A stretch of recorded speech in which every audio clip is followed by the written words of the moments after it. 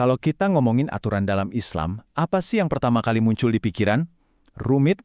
Kompleks? Seringnya sih begitu. Nah, tapi apa beneran begitu? Hari ini kita bakal coba bedah bareng-bareng ya, berdasarkan materi sumber yang kita punya. Oke, langsung aja kita ke pertanyaan utamanya, pertanyaan yang sering banget ditanyain dan jadi pusat pembahasan kita kali ini. Bener nggak sih Islam itu agama yang aturannya paling banyak? Nah, untuk ngejawab pertanyaan tadi, pendekatan yang dipakai di sini tuh menarik banget. Jadi kita nggak cuma bakal lihat Islam aja, tapi kita akan coba bandingkan head to head dengan dua tradisi Abrahamik besar lainnya. Dan disinilah bagian yang mungkin bikin kaget. Ternyata, menurut sumber yang kita bedah ini, kalau kita ngomongin aturan yang paling detail dan kompleks, jawabannya justru Yudaisme. Contohnya apa aja? Ya misalnya hukum makanan kosher, yang katanya seringkali lebih ketat dibanding halal. Terus ada juga aturan sabat yang sangat ketat, sampai-sampai nyalain lampu aja nggak boleh. Belum lagi aturan spesifik soal penutup kepala buat wanita yang sudah menikah. Oke, jadi kalau ternyata bukan soal siapa yang aturannya paling banyak, terus pertanyaannya jadi, apa dong sebenarnya tujuan dari semua aturan dalam Islam ini? Kenapa ada? Poin utamanya begini, aturan-aturan ini tuh bukan semacam tes atau ujian yang sengaja dibikin susah, bukan. Tapi, ini adalah bagian dari sebuah sistem panduan yang jauh lebih besar dan komprehensif. Nah, sistem inilah yang kita kenal dengan nama syariah. Analogi yang dipakai di sumber kita ini keren banget deh. Coba bayangin sebuah perusahaan. Perusahaan kan butuh aturan supaya bisa jalan kan? Biar semua orang tahu harus ngapain, biar tujuannya tercapai. Nah, kira-kira seperti itulah fungsi pedoman ini, untuk mempermudah, bukan mempersulit jalan kita.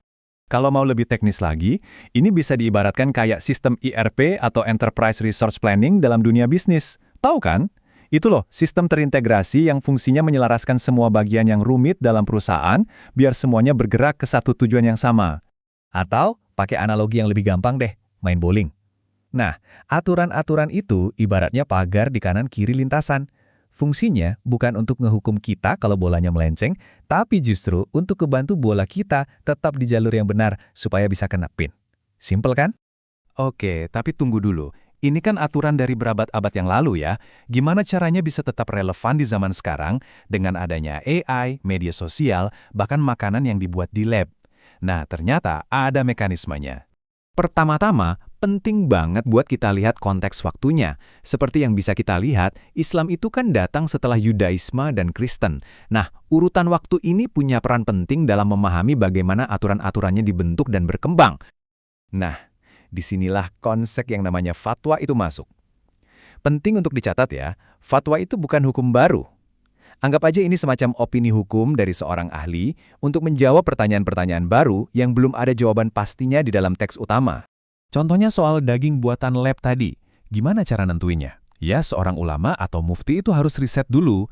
Mereka harus paham teknologinya gimana, terus balik lagi ke prinsip dasarnya. Dari mana sel aslinya berasal? Kalau sumber awalnya halal, ya hasilnya halal. Kalau enggak, ya berarti haram. Jadi ada prosesnya. Sekarang kita masuk ke bagian yang krusial banget. Konteks. Menurut sumber kita, akar dari banyak banget kesalahpahaman soal aturan Islam itu ya karena ayat atau aturannya dicabut dari konteksnya.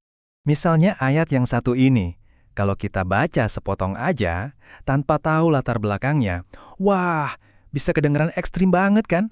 Tapi, materi yang kita bahas ini menegaskan dengan sangat jelas, mengambil ayat seperti ini dan menerapkannya begitu saja tanpa memahami konteks sejarah dan teks lengkapnya, itu bukan cuma keliru, tapi bisa berbahaya.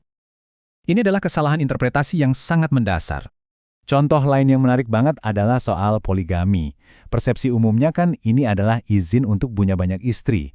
Tapi kalau kita lihat konteksnya menurut sumber ini, ceritanya jadi beda banget. Aturan ini justru datang sebagai batasan. Dulu sebelum Islam, prakteknya bisa punya istri tanpa batas.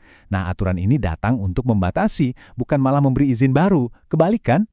Hal yang sama juga berlaku untuk aturan yang jujur aja sangat kontroversial, yaitu soal memukul istri. Nah, sumber ini menjelaskan bahwa aturan tersebut punya syarat-syarat yang super ketat. Pertama, hanya dalam kondisi yang sangat spesifik. Kedua, tindakannya itu tidak boleh di wajah. Ketiga, tidak boleh sampai meninggalkan bekas. Keempat, tidak boleh menyakitkan. Jadi, menurut analisis ini, tujuannya itu lebih ke peringatan simbolis terakhir, sebuah gestur terakhir sebelum pilihan berat seperti perceraian, bukan lampu hijau untuk kekerasan.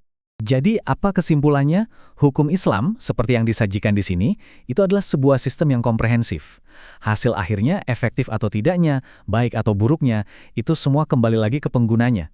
Seberapa dalam mereka paham tujuan dan konteks dari keseluruhan sistem ini. Nah, ini membawa kita ke sebuah pertanyaan penutup yang bisa kita renungkan bersama. Kalau kita melihat sistem aturan apapun, entah itu dalam agama, hukum negara, atau bahkan di masyarakat, yang kita lihat itu sebenarnya sebuah beban yang mengekang, sebuah sangkar, atau justru sebuah cetak biru, sebuah kerangka yang disiapkan untuk membantu kita membangun sesuatu yang lebih baik.